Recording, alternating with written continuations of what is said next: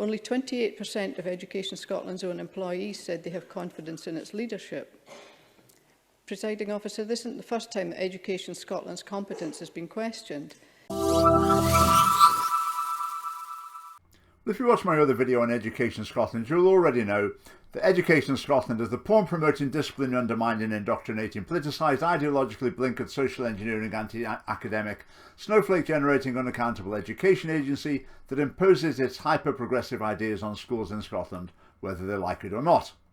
Now, MSPs can't see all of that, but they can see that Education Scotland seems to be incompetent. But just listen to this catalogue of failures.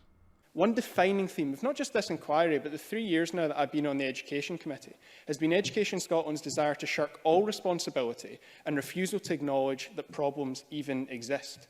I've repeatedly been left wondering what they're actually responsible for once you discount everything that they have tried to disown. To give an example, Joanne Lamont asked a question at committee on the 18th of January 2017 about who took the decision that National 4 qualification should not be externally examined and on what criteria. No answer was forthcoming. Indeed, we are still waiting. Last April, committee learned that Education Scotland holds worryingly little information on a number of key areas. On teacher numbers, representatives said, quote, "It is not our responsibility to know about teacher numbers in school." On the number of pupils taking short courses, another representative said, quote, "Education Scotland does not keep that information." On the reason behind the fall in pupils taking languages, we heard, quote, "It would be interesting to find out whether pupils do pick languages up later. However, I do not have the data." On the number of multi-level classes that Labour's amendment highlights, Education Scotland has no view on the consequences, and they do not keep information on its prevalence. On consortia arrangements, it's done no equality impact assessment, despite calling that a good thing. Deputy Presiding Officer, that raises serious questions about Education Scotland's competence.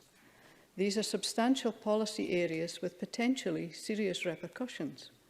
For example, in response to a survey held as part of the Subject Choices inquiry, one pupil told the Education Committee about the consortia arrangements they were working with.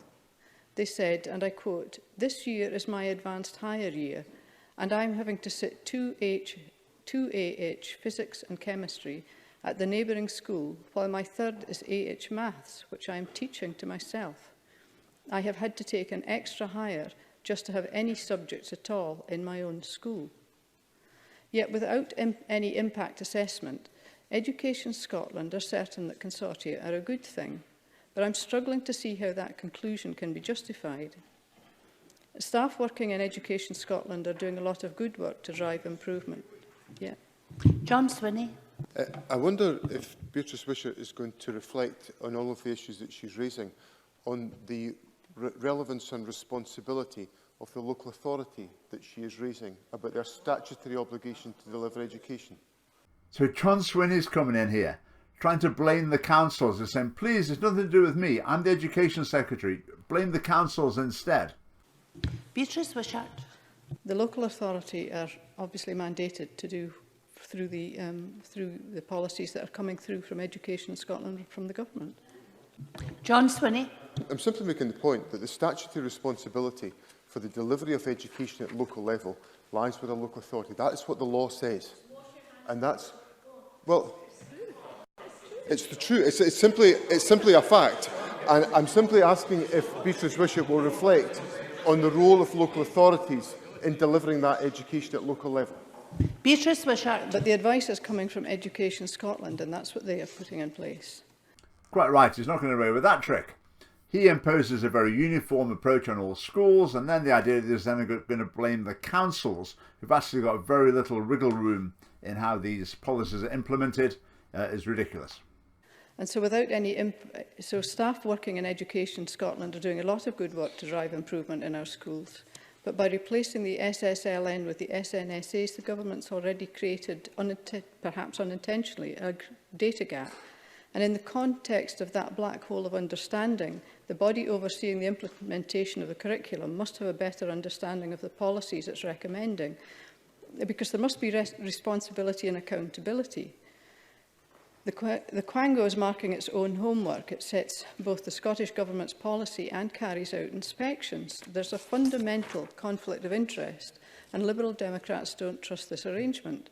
In a Lib Dem debate in 2017, the Parliament voted for serious consideration to be given to separating the inspection and policy functions of Education Scotland. But there's little evidence that any serious consideration was given to this by the government. Well, that's a nice way to put it. Education Scotland mark their own homework. To illustrate it, the way it works is this. Education Scotland will come into a school and say, for example, we've got a great new idea. Our fantastic new idea is that you phase out punishments and have mini counselling sessions instead. It will work wonders for discipline in your school. Then they go away. The school might implement it. It might be a total disaster. Discipline fall into bits. Teachers really unhappy. Disaster. Then education come back in a year's time and they say, how's it going? The advice that we gave to you. Have you put it into practice?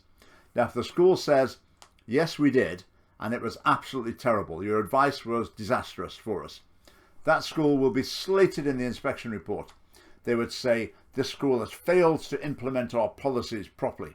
Whereas if the school says, thank you so much for advice, we put it into practice, it really has been tremendous, basically line through the teeth, then they could be on their way to a good inspection report. But what does that do to the quality of education in Scottish schools? It's extremely harmful. It's not just on that issue. You could add any number of issues where this same sort of cycle takes place.